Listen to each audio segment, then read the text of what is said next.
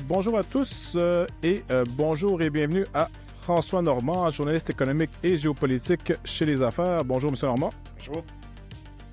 Et bienvenue, comme je l'ai mentionné, je vais vous présenter. En premier lieu, vous êtes journaliste économique depuis près de 30 ans. Vous êtes au journal Les Affaires depuis l'année 2000, donc 25 ans. Vos sujets de prédilection sont le commerce international, le secteur manufacturier, l'énergie, les ressources naturelles et, surtout peut-être, l'analyse géopolitique. Fait intéressant, vous détenez un MBA de l'Université de Sherbrooke. Vous avez réussi aussi le cours sur le commerce des valeurs mobilières au Canada, de l'Institut canadien des valeurs mobilières, oui, je devrais dire. Vous avez également parfait votre expertise en France, à Bruxelles, à Hong Kong, aux États-Unis. Et vous avez remporté le 2e prix d'excellence Caisse de dépôt et placement du Québec Merrill Lynch en journalisme économique et financier. Est-ce qu'il me manque quelque chose? Je dirais peut-être historien de formation pour l'analyse géopolitique. Donc, voilà. Mais c'est un très, très bon tour du propriétaire. Merci. Parfait, on va justement parler de géopolitique, mais avant de se lancer dans la chose, bon, vous êtes journaliste en premier lieu. Donc, je me dis, on va parler un peu de l'avenir du journalisme. Vous avez connu un monde pré-Internet, si je peux dire. C'est quand même un avantage, à mon avis. Et vous gagnez votre vie par l'écriture, ce qui est aussi de plus en plus difficile, je crois, dans le monde de nos jours. On sait que le secteur médiatique traverse une période plutôt difficile. Comment entrevoyez-vous l'avenir du journalisme et l'évolution des médias, globalement? J'étais plutôt pessimiste il y a quelques années. Maintenant, je suis plus optimiste. Je pense que justement, le métier de journaliste, d'analyser les faits, d'expliquer les faits à la population, aux lecteurs, il y a une valeur ajoutée de plus en plus à ce métier-là, dans un contexte où il y a beaucoup d'opinions, il y a beaucoup de bruit de fond. Et moi-même, comme journaliste, là, je m'aperçois, à une certaine époque, j'essayais de lire beaucoup de choses pour comprendre ce qui se passe. Et là, de plus en plus, je focalise sur certains médias, à gauche et à droite, justement, pour ne pas tomber dans des bulles, pour avoir le meilleur portrait de la situation en Amérique du Nord comme en Europe. Je vous dirais que c'est plus facile maintenant pour les jeunes journalistes. Moi, quand j'ai commencé, là, rapidement, dans les années 95-96, je blague à peine. Il fallait que quelqu'un meure pour entrer dans les médias. Il n'y avait pas de place, il n'y avait pas d'ouverture. Et maintenant, au Journal des Affaires, on embauche de plus en plus des seniors, des jeunes. Je vous dirais, pour l'avenir du journaliste, ce qui est important selon moi pour les journalistes, c'est la formation. Donc, souvent, les jeunes, les moins jeunes arrivent avec une formation en journalisme. C'est bon pour l'écriture, le style. Cela dit, je pense que les futurs journalistes devraient de plus en plus investir dans une autre formation. Que ce soit l'histoire, la science politique, la philosophie, la sociologie, l'économie, les sciences, pour bien comprendre le monde, faire les liens, avoir une perspective. Et après ça, compléter avec une formation en journalisme au niveau certificat ou maîtrise. Parce que peu importe la formation universitaire, c'est une méthode intellectuelle pour prendre des faits, les analyser, les mettre en perspective. Et la critique des sources. Donc, c'est pas parce que quelque chose est en ligne, on entend dire quelque chose que c'est nécessairement vrai. Et surtout, en terminant pour le journalisme, parfois, c'est qu'il y a beaucoup d'opinions. Il y a beaucoup d'opinions et de moins en moins de faits partout. Et ce qu'on voit parfois, c'est que on s'appuie sur de l'opinion pour générer une autre opinion. Alors qu'il faudrait toujours s'appuyer sur des faits pour générer une opinion, une analyse ou un commentaire. Mais cela dit, je demeure quand même optimiste pour la suite des choses, de bien expliquer. Et moi, ce qui me rassure, c'est que, par exemple, pendant la pandémie, le Journal des Affaires, les abonnements sont repartis à la hausse. Ça nous a relancé. Et on voit à peu près la même chose avec M. Trump. Donc, depuis que Donald Trump est au pouvoir, on voit qu'il y a un intérêt pour nos reportages, nos articles, nos analyses, justement, pour décortiquer, expliquer, mettre les choses en perspective, tout en nuances. Donc, globalement, je demeure quand même optimiste. C'est le paradoxe Trump aussi, hein, dans le sens où on dirait que les médias aiment des fois le détester, mais en même temps, ça fait augmenter leurs audiences, leur code d'écoute, et donc une espèce de relation love-hate, comme on dit en anglais, haine, si je peux dire, qui semble... Je sais que CNN, les codes d'écoute de CNN avaient augmenté en flèche pendant la première présidence Trump, et après, ça avait chuté assez rapidement. Là, j'imagine que c'est revenu à la hausse. Philippe, je vous dirais rapidement, c'est que le premier... Moi, j'ai couvert le premier mandat de M. Trump, de 2017 à 2021. Il se passait beaucoup de choses, mais c'était pas tous les jours comme maintenant. Là, c'est comme tous les jours et c'est toujours des grosses nouvelles essentiellement tous les jours. Et je vous dirais qu'il y a même une fatigue dans certains médias, que ce soit en Europe ou en Amérique du Nord. Et je me dis, est-ce que ça peut durer comme ça pendant encore 3 ans et 9 mois? Ça n'a comme pas de sens. À un moment donné, ça va décélérer. Mais c'est quand même particulier. Et il y a d'autres choses très importantes qui se passent à côté de Trump. Là. La menace existentielle, c'est plus la crise écologique là, qui avance tranquillement pas vite, qui va toujours être là. Alors que M. Trump ne sera plus au pouvoir en principe en 2029. Donc, une autre administration, peut-être J.D. Vance ou des démocrates, on verra bien.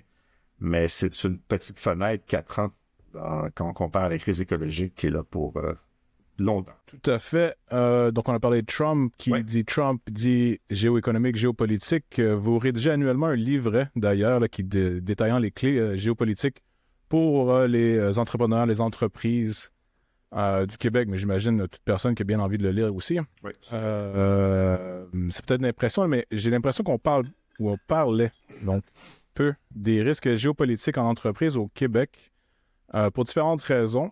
Est-ce qu'il y a un déficit, un manque d'analyse et de gestion des risques géopolitiques au sein des entreprises québécoises? Oui, je pense qu'il y a un déficit, surtout auprès des PME. Moi, je vous dirais, Philippe, quand j'ai commencé mon blog Zoom sur le monde, j'ai commencé ça en 2015, un an avant que M. Trump arrive au pouvoir. À l'époque, les gens étaient très sceptiques. J'avais des collègues et même la direction qui se demandaient quel genre de public ça pourrait toucher. Est arrivé par la suite l'élection de M. Trump, puis on a vu rapidement que les enjeux étaient plus globaux avec M. Trump, beaucoup sur les États-Unis, mais quand même, ça avait des impacts ailleurs. Et surtout, ce qu'on s'aperçoit, c'est que il y a une lacune parce que souvent dans nos entreprises, surtout des PME, comme je disais, c'est qu'on était très focalisé sur le marché américain, un peu de commerce ailleurs dans le monde. Tant que ça allait bien aux États-Unis, il n'y avait pas vraiment de problème. Là, on voit qu'il y a des problèmes, ça force la réflexion. Et souvent, en Amérique du Nord, il y a une très bonne gestion des risques économiques et financiers dans les entreprises, que ce soit taux de change, taux d'intérêt, croissance du PIB, perspective de marché, là où seront les prochains marchés de consommateurs, c'est très fort. Mais l'analyse géopolitique, c'est beaucoup moins fort en Amérique du Nord qu'en Europe. En Europe, ça fait longtemps que ça existe. Moi, j'ai vu des postes se créer graduellement à la Banque nationale du Canada, milieu des années 2010. La Caisse de dépôt aussi a commencé, je vous dirais, à partir des années 2014, 15, 16, à développer davantage. Ils ont monté une équipe maintenant, PSP, investissement l'équivalent de la Caisse au niveau fédéral, a même développé une direction en risque géopolitique il y a 1 an. Donc, on voit que ça se développe. Le problème qu'on a en Amérique du Nord, souvent, même dans les grandes entreprises qui font de l'analyse du risque géopolitique, c'est souvent des gens issus de la finance ou de l'économie qui font cette analyse-là. Et en tout respect, c'est pas nécessairement les gens qui ont les meilleures qualifications. Moi, je pense qu'il faut avoir une espèce de formation liée à l'histoire, à la géographie, à la sociologie, justement pour comprendre la nature géopolitique. Dans le mot politique, il y a géographie, politique, histoire, culture. Et ce genre de poste-là, souvent, il donnait des financiers, pas assez à des gens qui ont étudié dans les humanités. Et en Amérique du Nord, souvent, ce qu'on note, c'est souvent une espèce de préjugé à l'égard des sciences humaines. Quand j'étais à l'université, on disait souvent des sciences molles, me disaient mes amis dans d'autres facultés. Donc, justement, c'est la revanche des sciences molles qui permettent justement de comprendre un monde qui est de plus en plus dur, pour faire un jeu de mots. Donc, sans l'histoire, sans la géographie, sans l'économie, sans la politique, sciences politiques, sans la philosophie, c'est dur de comprendre le monde. Cela dit, l'enjeu, c'est de comprendre un risque géopolitique et d'expliquer rapidement l'impact que ça peut avoir de manière positive ou négative sur les revenus d'une entreprise, ses marges, ses approvisionnements. Ça se développe rapidement. Mais je vous dirais que pour une entreprise, disons qu'une PME qui veut se lancer là-dedans, il faudrait trouver un champion dans l'entreprise, une personne qui pourrait justement s'occuper de ce risque-là. Et on ne devient pas analyste géopolitique du jour au lendemain, donc ça implique beaucoup de lecture, de livres d'histoire, de parler à des gens, et surtout ne pas faire de prévision. Donc l'analyse géopolitique ne fait pas de prévision, parle de scénarios possibles, souvent on en fait foi, improbable, possible et probable. À partir de ce moment-là, on fait un diagnostic, comment est exposée mon entreprise et comment je fais par la suite pour réduire les risques. Ça peut être par la diversification. Mais bref, il y a encore beaucoup de choses à faire au Québec dans nos entreprises. Cela dit, ce qui se passe aux États-Unis et le fait de diversifier les marchés, nécessairement, ça va forcer les entreprises à développer davantage cette expertise-là, parce que c'est bien de diversifier, mais il y a aussi des risques dans les marchés où on va aller vendre nos produits davantage désormais, que ce soit en Europe, en Asie ou en Amérique latine. Avant de passer à la guerre commerciale qui semble prendre forme avec Trump, là, ce que vous venez de dire vient de m'inspirer une question. Est-ce qu'il y a bon, tout le monde en ce moment, bien sûr, Trump et les tarifs, et la guerre commerciale qui prend forme, mais est-ce qu'il y a un risque comment dire, qu'on ne voit pas venir en ce moment? Là, on est focalisé sur les États-Unis et Donald Trump et les tarifs, mais est-ce qu'il y a un risque qui risque d'arriver dans notre angle mort qui, économiquement parlant, pourrait nous affecter? Oui, il y en a plusieurs. Je ne sais pas si c'est un angle mort parce qu'on entend parler, mais je pense qu'on ne comprend pas la portée de ce risque-là. C'est le fait que la Chine fasse un blocus ou envahisse Taïwan. Donc, des raisons politiques, mais aussi géographiques, géostratégiques, mais aussi économiques. Taïwan produit 60% à peu près des semi-conducteurs de qualité standard dans le monde. 90% des semi-conducteurs de haute qualité sont faits à Taïwan aussi. Donc, si jamais la Chine faisait un blocus ou envahissait Taïwan, ça aurait le même effet. Il y aurait une pénurie de semi-conducteurs dans le monde et ça toucherait pratiquement toutes les industries assez développées dans le monde, que ce soit au Canada, aux États-Unis ou en Europe. Ça, c'est vraiment, comment dire, on n'accorde pas assez d'attention, mais c'est pas non plus un angle mort nécessairement. Il y a aussi toute l'instabilité en Europe de l'Est. Donc, là, actuellement, on voit qu'il y a peut-être un règlement en Ukraine, mais si on se projette sur le long terme, ça risque peut-être de se dégrader. Mais encore une fois, ça, c'est pas un angle mort. Je vous dirais l'effondrement de la Corée du Nord. Donc, qui avait vu l'effondrement du mur de Berlin en 85, 86, 87? Il y avait il y avait Emmanuel Todd, que vous connaissez sans doute, Philippe, qui avait prévu le coup. Sociologue français, oui. Oui, tout à fait, qui avait prévu le coup. Si la Corée du Nord avait juste s'effondrer rapidement, donc on peut imaginer un scénario que la Corée du Sud absorbe la Corée du Nord comme l'Allemagne de l'Ouest a absorbé l'Allemagne de l'Est en 1990. Cela dit, par rapport à l'Allemagne de l'Ouest, la Corée du Sud, il y a beaucoup moins de morts qu'à l'Allemagne de l'Ouest et ils sont beaucoup moins riches que les Allemands de l'Ouest. Ce serait très compliqué. Premier défi. Est-ce que la Chine accepterait une nouvelle Corée du Nord, unifiée dans le camp des Américains ou des Occidentaux, quoique avec les États-Unis maintenant, on a de la misère à identifier de plus en plus le camp. Ça, c'est vraiment un truc parce que ça risquerait de brasser beaucoup en Asie. Le Japon aussi serait concerné par tout ça. Sinon, risque géopolitique, mais tout ce qui est l'Arctique, je vous dirais. Donc, plus à long terme, ça devient vraiment une région très stratégique. Et en terminant, l'Afrique aussi. Donc, l'Afrique, la population va augmenter de 1 milliard d'habitants entre maintenant et 2050. J'ai fait un petit calcul récemment. On va rajouter l'équivalent d'un Canada par année d'ici 2050. Un Canada par année. Donc, c'est sûr qu'actuellement, exemple, en Afrique subsaharienne, le secteur manufacturier représente déjà 8% du PIB de l'économie subsaharienne en Afrique. C'est beaucoup. Cela dit, si l'Afrique rate son décollage économique, donc faut comprendre là, qu'il va falloir éduquer, loger, nourrir, employer 1 milliard de personnes sur 25 ans. C'est majeur. Il y a des enjeux au niveau de l'environnement aussi. Donc, si jamais l'Afrique n'arrive pas à se développer, il va y avoir des dizaines, voire des centaines de millions de personnes qui vont vouloir migrer sur d'autres continents ailleurs dans le monde. Il va y avoir des enjeux d'intégration. On voit déjà que c'est difficile dans certains pays européens. Donc, l'Afrique, moi, je vous dirais, c'est peut-être l'angle mort le plus important, mais sur une perspective à long terme. Donc, tout le monde intéresse que l'Afrique se développe bien pour eux et aussi pour la stabilité mondiale parce que c'est vraiment important. Quand je dis un Canada par année, là, c'est beaucoup de monde. C'est 40 à 45 millions de personnes. C'est 40 millions. C'est pas 1 milliard divisé par 25, là, c'est 40 millions. Donc, c'est beaucoup de monde en termes de défis. Et pratiquement tous les pays de la planète sont là. Les Norvégiens, les Turcs sont très présents, les Indiens. Les Canadiens, on a déjà été. Moi, la Chine, ouais. Les Canadiens, on a déjà beaucoup été. On en est beaucoup moins. Mais en termes d'occasion, de diversification de marché, c'est sûr que c'est difficile. L'Afrique, il n'y a pas un marché africain. Ce sont des marchés africains. Mais bref, bon marché, intéressant pour nous, mais vraiment des risques géopolitiques majeurs si le développement économique ou le décollage économique de l'Afrique n'est pas réussi. Tout à fait, bonne observation. Bon, passons à l'inévitable. Oui. Donald, qu'est-ce qui motive Donald Trump et les États-Unis à agir de la sorte? Qu'est-ce que je veux dire, c'est de la sorte, je dis guerre commerciale ici, mais c'est principalement un changement de régime, j'ai envie de dire international, en ce qui a trait à l'ordre économique. Ouais. Bon, on parle des tarifs, bien sûr, mais non seulement des tarifs, mais il semble vouloir monnayer aussi l'appui militaire ou la protection militaire américaine, Ouais. redéfinir toutes les définitions avec ses alliés historiques, incluant ceux de l'OTAN, surtout ceux de l'OTAN, tout en, parallèlement, imposer des tarifs encore plus élevés à la Chine qu'à ses alliés, ce qui est au moins ça pour nous, j'imagine. Mais non, on sent que l'histoire s'accélère. Donc, à votre avis, qu'est-ce qui motive Donald Trump et les États-Unis à agir de la sorte? Il y a deux grandes familles de facteurs. J'irai avec le facteur économique en premier. Bien sûr, Trump veut réduire le déficit commercial américain avec le reste du monde. Je sortais des chiffres pour vous, Philippe. Là. En 2016, j'ai trouvé ça aujourd'hui, c'est très frais, le US Census Bureau.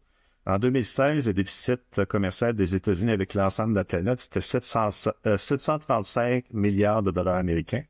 En 2020, à la fin du mandat de M. Trump, c'était monté à 901 milliards.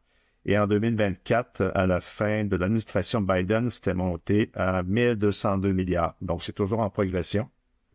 Avec le Canada, en 2024, c'est 63 milliards. Ça peut sembler élevé, mais avec la Chine, c'est 295 milliards. Avec le Mexique, 172 et l'Union européenne, 236. C'est toujours en progression. Donc, premier facteur, M. Trump veut réduire le déficit commercial, donc d'où les tarifs. Il veut aussi réindustrialiser l'économie américaine. Donc, l'idée, c'est de convaincre les entreprises de s'implanter aux États-Unis pour ne pas avoir... c'est pas les entreprises qui paient les tarifs, les Américains qui payent les tarifs, l'importateur, mais ça fait en sorte que les prix augmentent. Donc, pour l'entreprise qui exporte sur le marché américain, si le prix de vente augmente pour son produit, mais l'importateur américain va prendre un produit américain. Donc, ça se traduit par une perte de revenus ou de vente pour l'exportateur.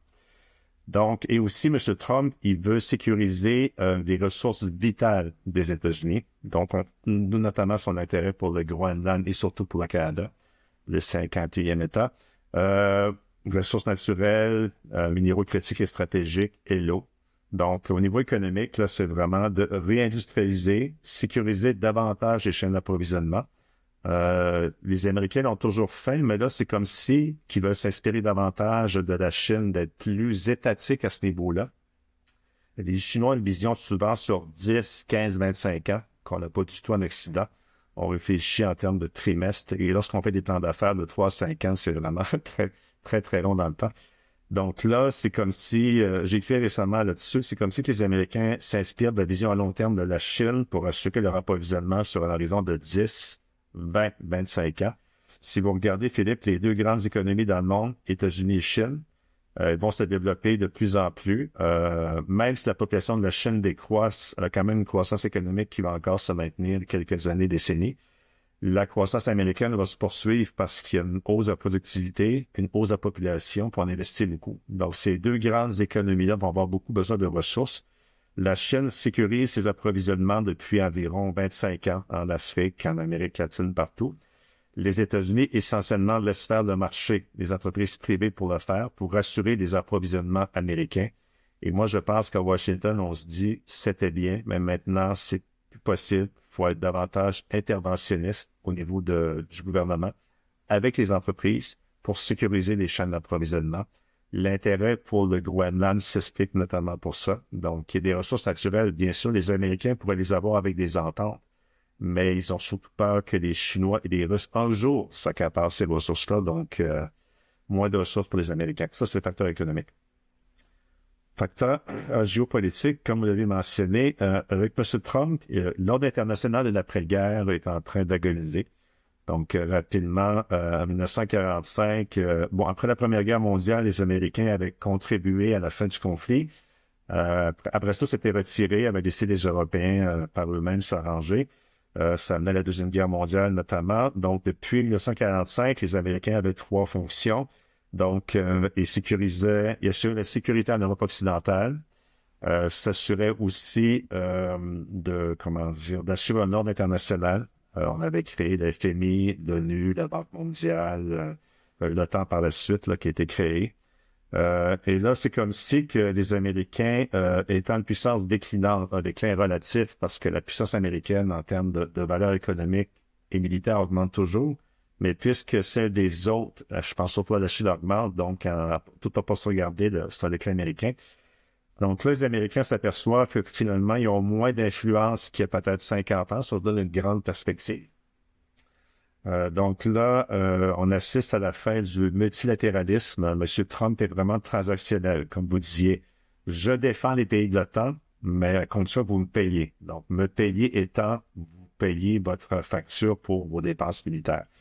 Cela dit, d'un point de vue strictement politique, ce que font les Européens actuellement, d'assumer davantage leur défense, parce que ce sont des pays riches en Europe, c'est essentiellement ce que disait Charles de Gaulle dans les années 50 et 60. On ne peut pas se fier à long terme sur les Américains pour nous défendre, d'où la bombe nucléaire française, l'autonomie stratégique française qui a été hors du commandement militaire de l'OTAN pendant des décennies. Ils sont revenus dedans avec Sarkozy. On rentre dans ce monde-là et on dirait que c'est un monde aussi où on revient aux zones d'influence qui existaient fin 19e, début 20e siècle. Donc, c'est comme si que les États-Unis, là, et c'est très dur de voir clairement ce qui s'en vient parce que c'est très fragmentaire, on n'a pas beaucoup de recul. C'est comme si que les Américains, on n'est pas dans le secret des dieux avec les conversations que M. Trump va avoir avec Poutine et Xi Jinping.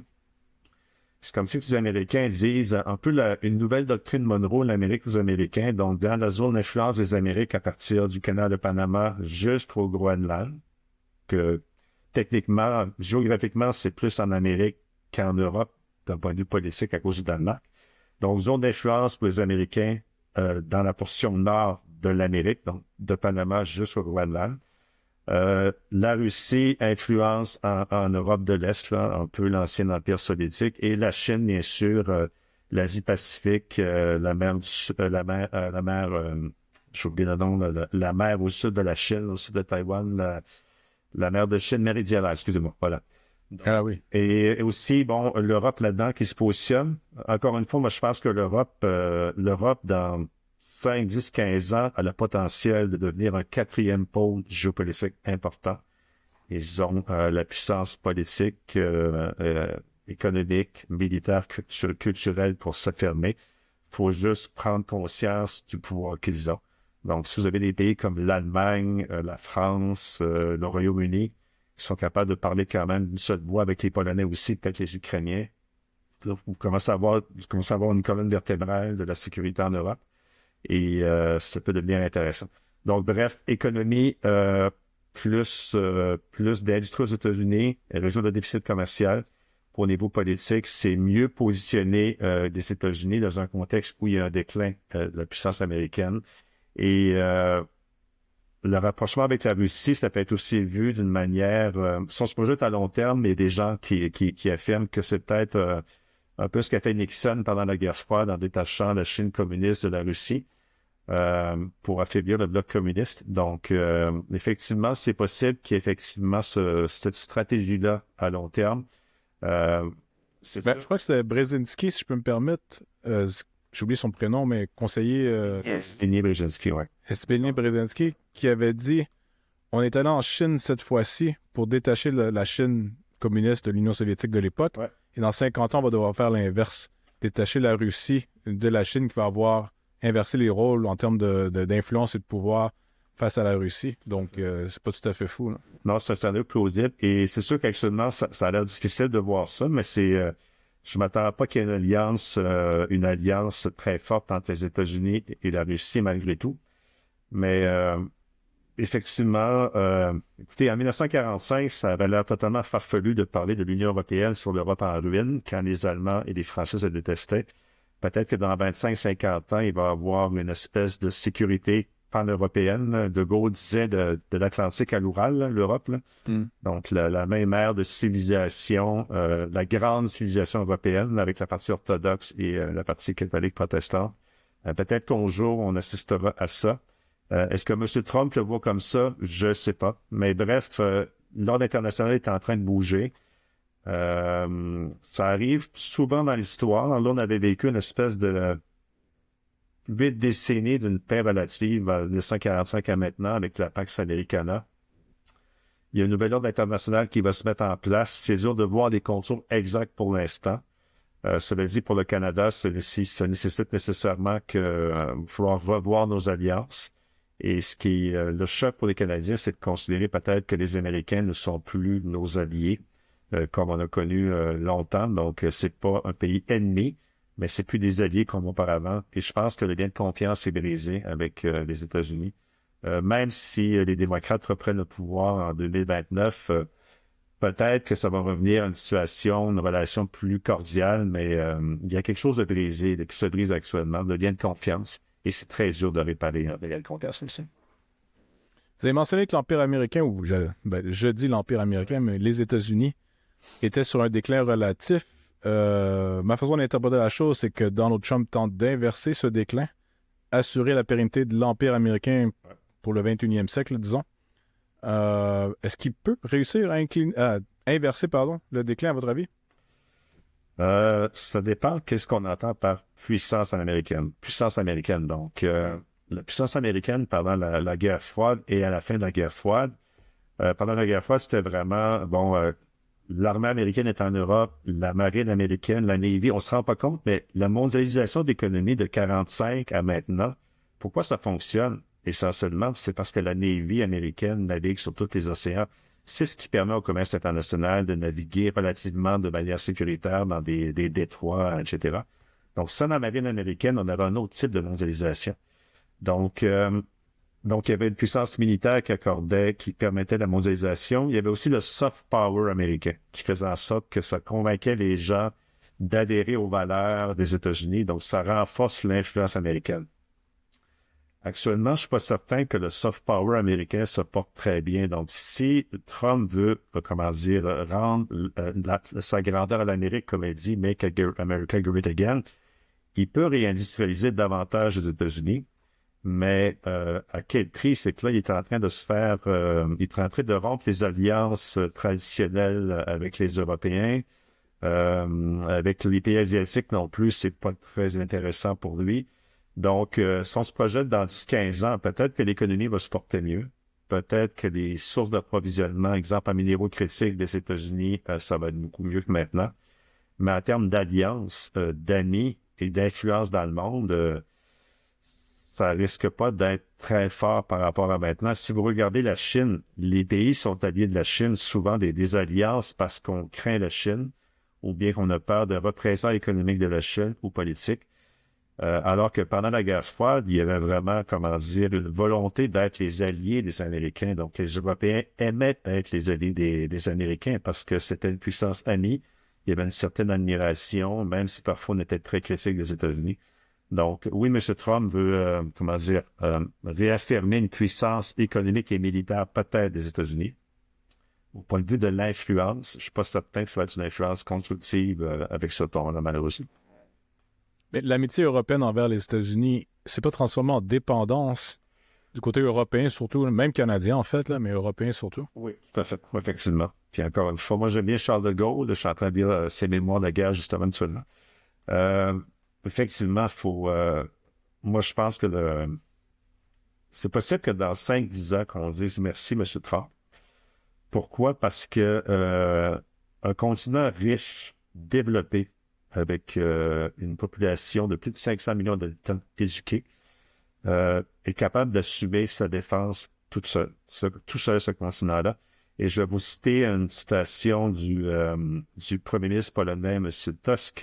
Il a fait ça la semaine dernière. Il a arrondi les chiffres, il dit « Pourquoi 500 millions d'Européens demandent à 300 millions d'Américains de les défendre contre une Russie de 140 millions d'habitants? » Donc, si vous prenez la Russie, là, j'ai encore vérifié la semaine dernière, le PIB de la Russie, c'est équivalent à 94% du PIB du Canada. Mm-hmm. Donc, avec 40 millions d'habitants, on produit plus de richesses que la Russie. Actuellement, la Russie met 10% de son PIB dans l'armée, ce qui lui permet d'avoir une grande armée. Mais si vous regardez la richesse européenne, si les Européens mettent de plus en plus d'argent dans leur défense, c'est une question de temps avant qu'ils arrivent au même niveau que la Russie, donc ils vont être capables de se défendre par eux-mêmes. Le Canada aussi va devoir investir davantage dans sa propre sécurité pour comment dire, assurer sa souveraineté dans l'Arctique. On aurait dû sans doute le faire depuis 1945 et pour toutes sortes de mauvaises raisons, en raison du parapluie américain qui était facile, donc on a moins investi dans plein de choses, incluant notre défense en Europe, au Canada, un peu partout dans le monde. Les Japonais aussi ont fait la même chose. Vous n'avez pas le choix de dire en 1945. Mais bref, on s'aperçoit que de plus en plus, les pays vont assumer eux-mêmes leur sécurité économique et de défense. Donc, encore une fois, dans 5-10 ans, peut-être que les gens vont dire merci, M. Trump, ça nous a permis un réveil collectif. On n'entend pas dire comme ça officiellement en Europe actuellement, mais on sent qu'il y a un réveil et que des décisions qui auraient dû se prendre bien avant se prennent désormais. Donc, voilà. Tout à fait, on commence à l'entendre en Europe. D'ailleurs, il y en a certains qui commencent à dire que l'occasion se présente pour que ce qu'appelle l'Europe de la défense se forme finalement. Ouais. Parce que ça a toujours été sous-traité à l'OTAN, ce qui veut dire en réalité aux États-Unis. Mais bon, tout à fait. Comment est-ce que les choses ont se terminé pour le Québec et le Canada? Je dis terminé entre guillemets ici, mais comment est-ce que... Parce que là, on anticipe les tarifs qui entrent ou pas en vigueur. Là, ça change à chaque 24 heures. Ouais. Mais à ma connaissance, il y a peu de gens qui discutent de où est-ce que ça s'en va exactement dans les prochaines années, comment on va en sortir ou comment ça va se terminer, quel genre de forme tout ça va prendre dans, disons, 2 ans, 3 ans ou 5 ans pour le Québec et le Canada spécifiquement. Est-ce que comment dire, vous avez pensé à la chose? Oui, moi, je vois 2 grands scénarios. Le premier scénario, c'est que finalement, à force de négocier entre le Canada et les États-Unis, on arrive à un terrain d'entente à faire baisser les tarifs ou bien à les éliminer complètement. On revient à une situation de libre-échange comme l'accord que Trump avait signé, qui est entré en vigueur en 2020, qu'il ne respecte pas. Je vous dirais, cela dit, pour le Canada, au prix de concessions majeures, par exemple au niveau de la gestion de l'offre, les minéraux critiques et stratégiques. Les Américains ont déjà accès aux minéraux critiques et stratégiques. Si vous regardez l'investissement minier au Québec, dans les mines, il y a beaucoup d'investissements européens, un peu asiatiques, mais américains aussi. Donc, une entreprise américaine qui investit dans un projet au Québec est capable d'expédier des minéraux pour les faire transformer aux États-Unis sans problème. À vrai dire, les Américains font ça depuis la fin du 19e siècle. Donc, déjà au début 20e, les Américains ont développé la foresterie ici, le minier. Le premier lingot d'aluminium qui était fondu en Amérique du Nord était fondu au Québec et non pas aux États-Unis par Alcoa. Et c'était exporté sur le marché américain, puis justement pour nourrir l'industrialisation du pays qui commençait vraiment fin 19e. Donc, possible qu'on ait des concessions. Peut-être que les Américains veulent avoir un meilleur accès à nos minéraux critiques, peut-être avec des ententes à long terme, des contrats à long terme, avec de meilleurs prix, c'est possible aussi. Tout ce qui est accès à l'eau potable aussi, c'est un enjeu, je pense, qui pourrait arriver. Donc, on arrive à régler les tarifs, mais en faisant beaucoup de concessions au niveau de l'économie et de l'accès à nos ressources. Cela dit, l'autre scénario qui est moins sympathique, c'est que les tarifs demeurent en place, que c'est la fin du libre-échange nord-américain. Donc, le libre-échange a commencé en 1989. Donc, on évolue dans un environnement de libre-échange, de tarifs permanents. Et j'ai fait un article là-dessus, je vais vous donner juste un chiffre. Entre 1870 et 1945, les tarifs pour les produits canadiens vendus sur le marché américain étaient supérieurs à 25%. Donc, ça n'a pas empêché le Canada d'exporter sur le marché américain. On a surtout développé le marché canadien pendant cette époque-là. Là, vous allez me dire, les économies étaient moins intégrées que maintenant. Il n'y avait pas de juste à temps que ça se promenait sur la frontière comme l'industrie automobile. Cela dit, ça montre qu'on a toujours évolué dans un environnement tarifaire depuis pratiquement 150 ans. On a appris à se développer là-dedans. On a appris à développer le marché canadien. Donc, je ne crois pas à des tarifs de 25% qui vont rester en place, là. Mais je pense que dans les scénarios possibles pour l'avenir, c'est qu'on demeure dans un environnement de tarifs, peut-être. Avant le libre-échange avec les Américains, c'était environ 4-5%. Donc, peut-être qu'on va avoir du 5 à 10% de manière permanente. Ça veut dire que nous, Pour continuer de vendre sur le marché américain, nos entreprises, on va en parler, soient plus productives. Il faut aussi que le marché canadien soit plus attractif pour les entreprises étrangères parce que là, dans un environnement de libre-échange, il y avait des entreprises françaises, par exemple, qui s'installaient à Montréal pour vendre sans tarif sur le marché américain. Là, si on reste dans un environnement tarifaire de 5 à 10 par exemple, c'est beaucoup moins intéressant pour l'entreprise française de venir ici. Donc, si on crée un environnement d'affaires attrayant pour les entreprises étrangères, donc faciliter les affaires, de faire des affaires, de créer des entreprises, de développer des projets ici, sans faire de concessions sur l'environnement. Il faut surtout aussi, si on reste dans un environnement tarifaire, de développer nos marchés, donc au niveau canadien, entre les provinces. Avant que Trump prenne le pouvoir, c'était plus facile de vendre aux États-Unis que de vendre en Ontario ou en Alberta. C'est un paradoxe. Donc, bon, c'est pas un énorme marché, là, donc on est 8 millions au Québec, là, donc c'est un marché de 32 millions au Canada anglais. Donc, c'est pas énorme, mais ça peut quand même aider certaines entreprises. Il faut surtout diversifier nos marchés dans le monde, donc l'Europe, l'Asie, le Japon, la Corée du Sud, l'ASEAN, les pays de l'Association du Sud-Est asiatique, l'Afrique, comme je le disais tout à l'heure. Cela dit, c'est pas parce qu'on veut diversifier qu'on peut se diversifier facilement. Pour exporter en Europe, il y a toute la notion des certifications, ça peut prendre plusieurs temps. Et enfin, il faut développer de nouvelles alliances politiques là, pour se rapprocher de la France, du Royaume-Uni, de l'Allemagne, du Japon, de la Corée du Sud, d'Australie notamment. Donc, moi, je pense qu'il faut se préparer à un environnement où il va y avoir des tarifs. Et si jamais les tarifs disparaissent, mais on va être plus efficace, tout simplement. En se préparant au pire, en espérant le mieux, on va être plus efficace. Si notre stratégie, c'est de se dire les tarifs seront plus là dans 2-3 ans, que les tarifs perdurent, demeurent la nouvelle réalité, on risque d'avoir des problèmes. Tout à fait. Vous avez fait référence à la période 1870 jusqu'à la Deuxième Guerre mondiale et 1945, fin de la Deuxième Guerre mondiale. Et ce qui est intéressant, c'est que Trump fait référence à cette même période, particulièrement à la fin du 19e, sous McKinley, le président McKinley, qui avait d'ailleurs imposé des tarifs importants. Et un analyste britannique avait dit récemment, Michael Everett, en fait, les États-Unis se sont industrialisés grâce aux tarifs au 19e siècle en particulier, parce que sinon, ça aurait resté une espèce de puissance agricole qui aurait exporté des produits agricoles partout dans le monde, mais qui aurait importé tous les produits finis à valeur ajoutée, manufacturiers, du Royaume-Uni, qui était à l'époque la puissance industrielle. Donc, c'est intéressant. En fait, je pense que vous mettez le doigt sur quelque chose, parce que même Trump lui-même fait référence à la même période. Ben, si vous permettez, Philippe, allez-y. À cette période-là, les États-Unis avaient des tarifs, mais le Canada aussi imposait des tarifs. Tout à fait. Donc, en 1975, nos tarifs étaient encore de 15% pour l'ensemble de la planète, malgré le GATT, et les États-Unis, c'était à peu près 5%. Donc, puis la Corée du Sud s'est développée comme ça, le Japon aussi. En 1945, il y a des tarifs partout. Là, c'était une des raisons de la guerre, notamment, parce que dans les années 30, là, je crois en 32-33, c'est monté jusqu'à 50% aux États-Unis. Donc, ça a complètement tué le commerce international. Et le GATT, justement, après la guerre, c'était de faire baisser graduellement les tarifs pour stimuler le commerce international.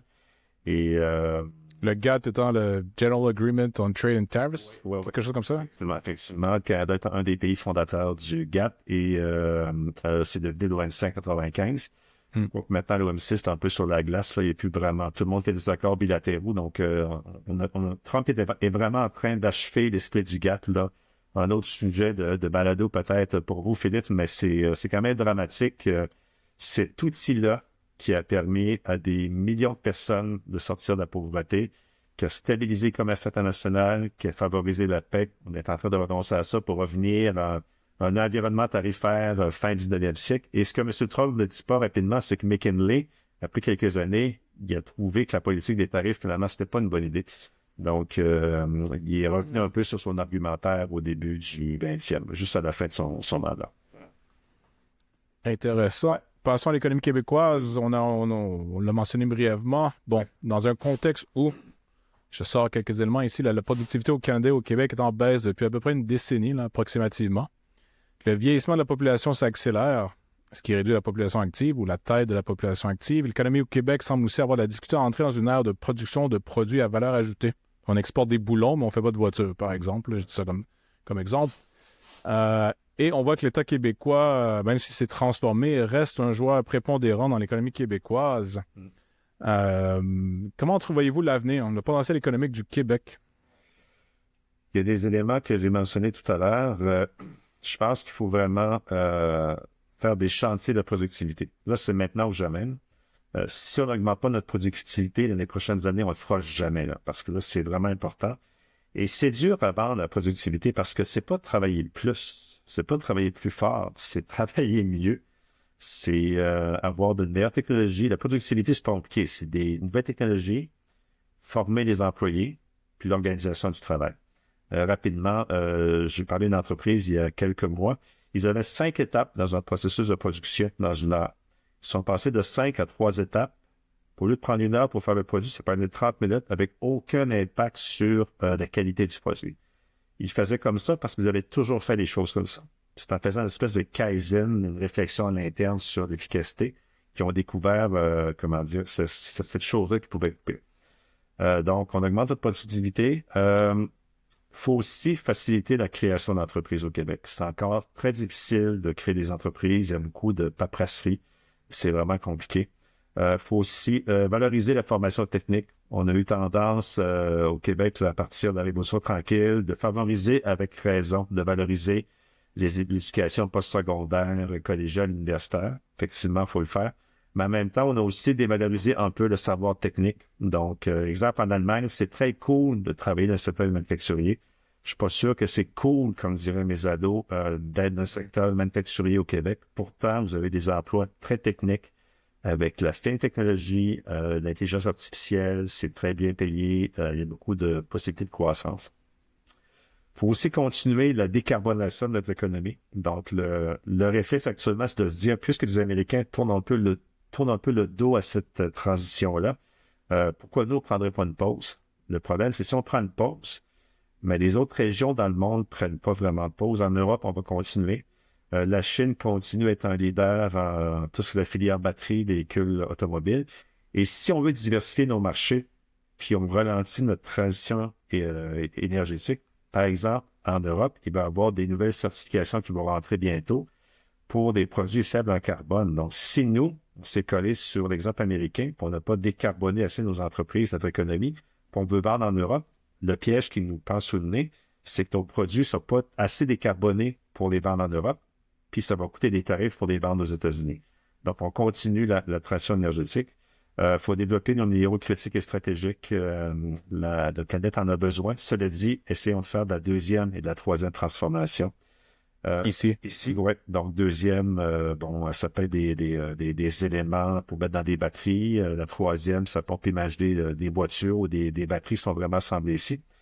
Et je vous dirais, je vais peut-être vous surprendre tout ce qui est l'économie de la mer. Donc, la valorisation de la ressource marine, le génie maritime, la navigation intelligente, partout dans le monde, ce qu'on appelle l'économie bleue se développe en Europe, en Asie. Et nous, on est chanceux, on a le Saint-Laurent qui traverse le Québec. Il y a beaucoup de potentiel pour développer l'économie de la mer, des centres de recherche, interaction avec d'autres continents. Donc, je vous dirais, au niveau de l'économie, c'est à peu près ça qu'il faudra faire au Québec, là. Et quels seront les enjeux majeurs qui vont déterminer le bien-être économique du Québec? Vous avez parlé des axes à prendre, mais le vieillissement, il y en a un qui me vient à l'esprit. Productivité, comme vous avez dit. Mais par exemple, est-ce qu'on peut continuer dans le même modèle de développement économique où, en fait, le Jean-Pierre, c'est ma prochaine question, mais où l'État joue un rôle toujours important? Parce que c'est vrai qu'au Québec, et au Canada, je ne pensais pas que le Québec, là, le financement de nouvelles entreprises et de nouvelles technologies en particulier a toujours été un problème, tandis que les Américains, surtout en Californie, avaient un peu maîtrisé la chose et ça venait du secteur privé. Ouais. On peut dire ce qu'on veut de la stratégie là, du gouvernement caquiste de M. Legault. Ceci dit, il a compris que oui, l'investissement est venu de la guerre et il essaie de faire quelque chose, mais ça vient encore du public. On a l'impression qu'il y a peu de fonds privés, ou du moins proportionnellement beaucoup moins qu'aux États-Unis. Ça, c'est certains enjeux qui me viennent en tête. Est-ce qu'il y a des enjeux qui, pour aller d'un côté ou de l'autre, à votre avis, qui vont être déterminants dans l'avenir économique du Québec? Ouais, je vais avoir la deuxième question en deuxième lieu. La première, écoutez, c'est un classique, là, je ne vais pas réinventer la roue. Il faut vraiment miser sur l'éducation, donc pour se développer. L'innovation, mais pas innover pour innover. Un des problèmes qu'on a au Canada par rapport aux Allemands et aux Américains, on a souvent des bonnes idées, mais on a de la misère à les amener au marché. Donc, il faut faire de l'innovation appliquée. Bien sûr, l'innovation, la recherche pure est importante, mais il faut s'assurer que les bonnes idées se retrouvent rapidement sur le marché. Il faut investir beaucoup plus en R&D.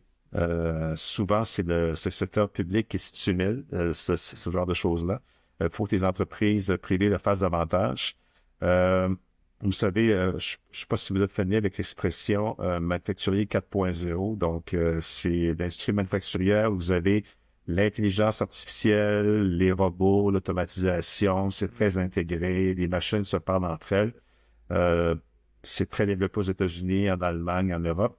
Au Canada, on est un peu en retard et au Québec aussi. Et le manufacturier 1.0, c'est genre le début du 20e siècle. Après ça, l'électricité arrive, c'est le 2.0. Le 3.0, c'est l'informatique dans les années 60 et le 4.0, c'est depuis les années 2010. Il y a encore des entreprises au Québec qui n'ont pas d'automatisation, qui sont manufacturiers 2.0, donc sont vraiment mal outillés, malheureusement. Il y a toutes sortes de raisons qui expliquent ça. Donc, c'était facile de vendre sur le marché américain, le libre-échange, le taux de change, etc. Donc, pas d'efforts à faire de productivité. Donc, investir beaucoup. Maîtriser les nouvelles technologies, très important au Québec dans nos entreprises. Je viens de parler d'intelligence artificielle.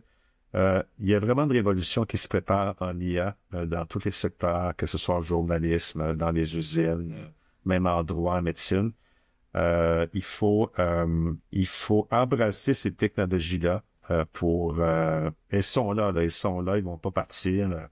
C'est comme les entreprises font résister à l'informatique là, il y a quelques décennies. J'aurais pas de site web, je vais garder ma dactylo. Avec le recul, ça semble un peu dérisoire. Donc, l'intelligence artificielle, il faut l'apprivoiser. Oui, ça va sans doute, ça va détruire des emplois.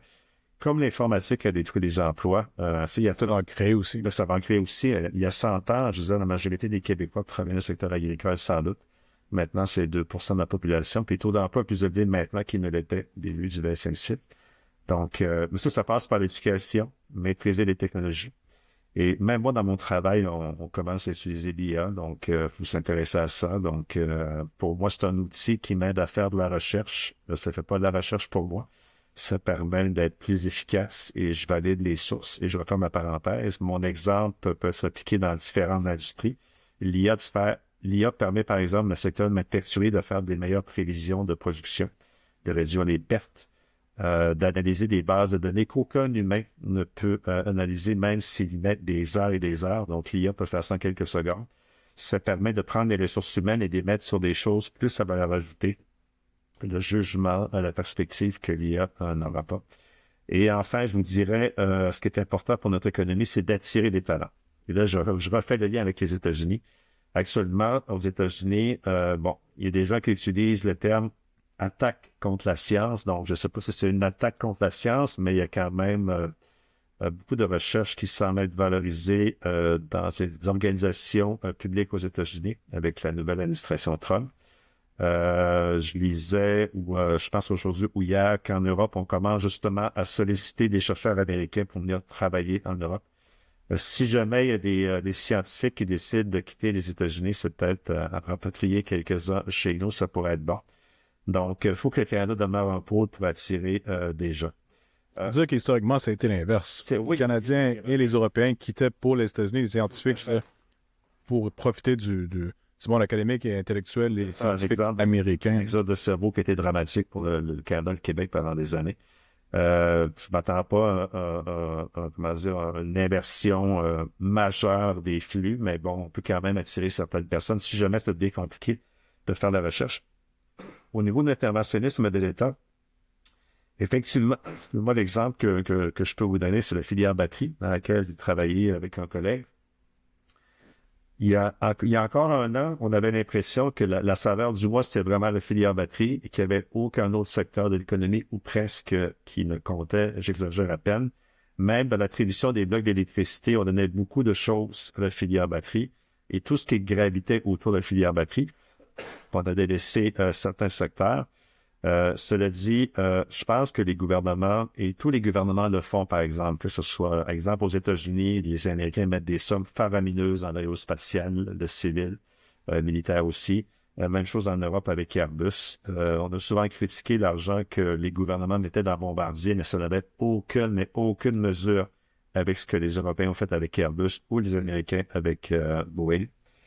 Cela dit, oui, le libre marché peut faire des choses, mais lorsque vous avez des nouvelles industries, souvent pour les positionner, il faut un coup de pouce de l'État dans certains secteurs stratégiques qui sont très intensifs en capital, très risqués et dont le rendement sur l'investissement peut prendre de 5, 10, 15, 20 ans. Il n'y a aucune entreprise privée qui peut attendre 5, 10 ans pour un retour sur l'investissement. Dans certaines industries, je pense que l'État doit être là, mais pas des subventions. Moi, je vous dirais peut-être des prêts à long terme ou des participations avec une sortie graduelle si on veut le faire un jour. Cela dit, ce que fait le Québec, là, c'est, comme vous l'avez dit, Philippe, l'Ontario aussi le fait. Moi, je suis allé en Ontario en reportage l'été dernier pour voir la filière batterie qui se met en place. Et là, je vais vous donner quelques chiffres là, pour vous donner une idée des subventions que le fédéral et l'Ontario a mis dans des projets. Je vous donne 3 projets. Usine de Volkswagen, filière batterie, donc un projet de 20 milliards, dont 13 milliards de subventions. Projet de Stellantis LG à Windsor, 20 milliards de projet, 15 milliards de subventions. Et Honda, un projet à Alliston, au nord de Toronto, 15 milliards de projet, subventions de 5 milliards. Ça, c'est des fonds publics. Pourquoi? Parce que les Américains, avec l'IRA, l'Inflation Reduction Act de Biden, qui avait des mesures pour stimuler la filière batterie, a fait en sorte que, pour éviter que toutes ces entreprises-là s'installent aux États-Unis, dans la Battery Belt qu'on appelle, là, une espèce, c'est le Midwest un peu plus vers l'est, là, je vous dirais de la Georgie jusqu'au Michigan, pour une espèce de couloir, une dizaine d'États, il appelle ça la Battery Belt. Mais sans ces subventions-là, Volkswagen, Stellantis et Honda seraient sans doute installés aux États-Unis pour faire des batteries. Donc, le Canada a voulu mettre des subventions pour favoriser l'émergence, mais qu'on met de l'argent dans la filière batterie, on n'en met pas ailleurs. Donc là, c'est des arbitrages qui sont pas nécessairement faciles. Exemple, juste le 15 milliards de subventions pour Stellantis LG. Imaginez-vous le nombre de PME que vous pouvez aider avec 15 milliards. Mais en même temps, vous ne développez pas nécessairement une grosse filière structurante. Donc, c'est des arbitrages qui sont difficiles. Et on laisse cet arbitrage à l'État? Non, moi je pense que dans un monde idéal, il faut que l'État crée les conditions idéales pour que les entreprises innovent, créent des secteurs. Je vous donne un exemple. Si on devait laisser au secteur privé le soin de développer l'aviation, ce ne serait pas développé très, très rapidement parce que c'était très difficile. Et c'est surtout la Deuxième Guerre mondiale qui a permis de faire des percées majeures dans l'aviation, que ce soit en Europe et en Amérique du Nord. Et par la suite, le secteur civil. Aux États-Unis, Boeing, qui est dans le militaire et le civil, profite souvent de la recherche militaire pour appliquer au civil. Et la même chose avec Airbus en Europe. Donc, les secteurs très, très stratégiques à long terme, c'est dur de laisser ça seulement au secteur privé. Est-ce que c'est à l'État de décider quelle va être la filière? Je vous dirais, dans un monde idéal, c'est peut-être un mix des deux. De se parler, puis si le privé estime qu'il y a un secteur qui est très porteur, mais qui est très risqué, une façon de le dérisquer, c'est d'impliquer le privé avec des prêts à long terme ou des participations. Mais ultimement, c'est des entreprises privées qui créent des emplois. Quoique au Québec, Hydro-Québec en crée beaucoup et investit beaucoup, là. Donc, moi, j'aime bien l'économie mixte, là, donc privé-public, là, avec pas trop de public, mais un public efficace. C'est pas parce que l'entreprise, c'est pas parce que vous avez une société d'État qu'une société d'État est nécessairement inefficace. Une société d'État peut être efficace, c'est une question de culture d'entreprise. Elle peut être très innovante aussi. Donc, mais si vous me demandez de choisir entre le secteur privé et le secteur privé pour développer l'économie des secteurs, c'est sûr que j'ai un petit préjugé secteur privé, de l'entrepreneuriat, les petites entreprises, mais avec l'appui de l'État bienveillant, pas très loin, mais pas trop interventionniste. Juste bien dosé. Oui, je pense qu'on a passé l'ère de la création des sociétés d'État comme Hydro-Québec ou la SAC. Même. Non, je pense que c'est un historique qui s'est fermé, effectivement. C'était une autre époque là, où il fallait faire vite. Là. Puis, dans l'histoire du Québec, c'était particulier aussi. Il y avait des projets. Il y a une dimension politique dans tout ça pour En plus. nationaliser l'énergie. Ouais, effectivement. Tout à fait. Finalement, si vous aviez un conseil pour les individus, les salariés, les entrepreneurs, les entreprises du Québec pour naviguer les fluctuations économiques et géopolitiques qu'on a mentionnées depuis le début de cet entretien, que serait ce conseil ou ces conseils, bien sûr? Faites-vous allusion à des conseils de lecture ou de... Si vous voulez, en fait, j'avais pas pensé à ça. Moi, j'avais pensé à une façon de voir le monde pour anticiper, gérer les fluctuations rapides. Le contexte un peu, là, c'est que j'ai l'impression qu'il y a beaucoup de gens qui vivent leur vie au jour le jour, notamment des individus salariés, là, pas que des entrepreneurs, des entreprises, sans trop se poser de questions macronomiques, ce qui est absolument normal. Ils n'ont pas à le faire. Ceci dit, je pense qu'on entre dans une ère où ces questions vont impacter notre quotidien beaucoup plus qu'on le croit ou qu'on le souhaite.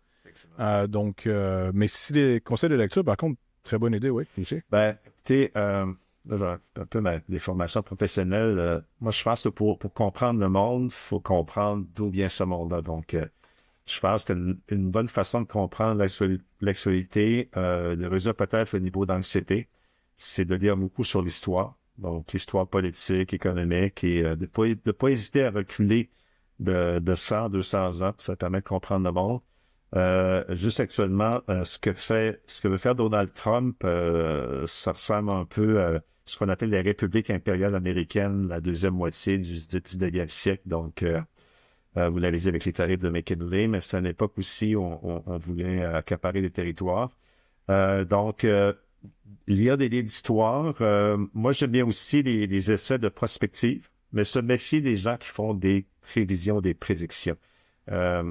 Moi, j'aime bien les gens qui font des scénarios, donc qui vont dire improbable, possible, probable. Donc, de lire beaucoup. Moi, j'aime bien les balados. Et je vous dirais, promenez-vous à gauche et à droite. Là. Si vous êtes de droite, mais lisez quand même à gauche. Si vous êtes de gauche, lisez à droite. Moi, je pense que les réseaux sociaux, le danger, c'est que souvent, les algorithmes font en sorte qu'on est exposé au contenu qui nous réconforte, qui conforte notre vision du monde. On peut faire, cela dit, la même chose avec les médias. Je vous donne un exemple. Si moi, je m'intéresse aux États-Unis et que je regarde seulement CNN et que j'ai seulement le New York Times, je vais avoir une certaine vision des États-Unis.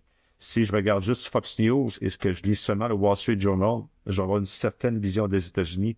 Si je consulte les 4 médias, puis je rajoute NPR, par exemple, qui est plus centriste, là, j'ai une vision plus intéressante des États-Unis, puis on peut l'appliquer aussi au monde. Si je veux comprendre les Européens, il faut que je lise des médias européens.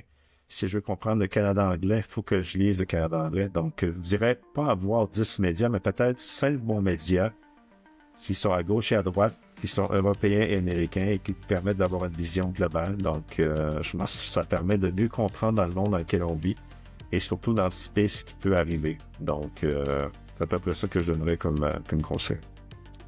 Juste avant de vous quitter, François Normand, où est-ce qu'on peut vous lire, vous trouver? Vous avez publié un livre dernièrement, notamment. Écoutez, Journal des affaires, qui sont 14 fois par année, où j'ai mon analyse Zoom sur le monde. Sur le web aussi, lesaffaires.com, le vendredi en fin de journée, le blog Zoom sur le monde à chaque 2 semaines. Effectivement, j'ai sorti un recueil en 2023, c'était Zoom sur le monde, c'est un recueil qui regroupait 20 analyses géopolitiques. Je travaille sur un bouquin que je vais publier peut-être dans un an, donc un ouvrage original justement pour comprendre le monde dans lequel on vit avec un recul historique, comprendre le présent puis les scénarios possibles pour l'avenir. Donc, moi, je me dirais, je suis tombé dans la potion magique la potion magique, la marmite de la potion magique, comme disait, comme les autres, comme Obélix. Donc, moi, c'est une passion chez moi, donc, je vous dirais, c'est ça, donc, consulter les affaires, voilà, donc, ça peut vous permettre, vous pouvez lire d'autres médias, bien sûr, mais ça permet de comprendre. Parfait. François Lamont, merci beaucoup. Merci, au revoir.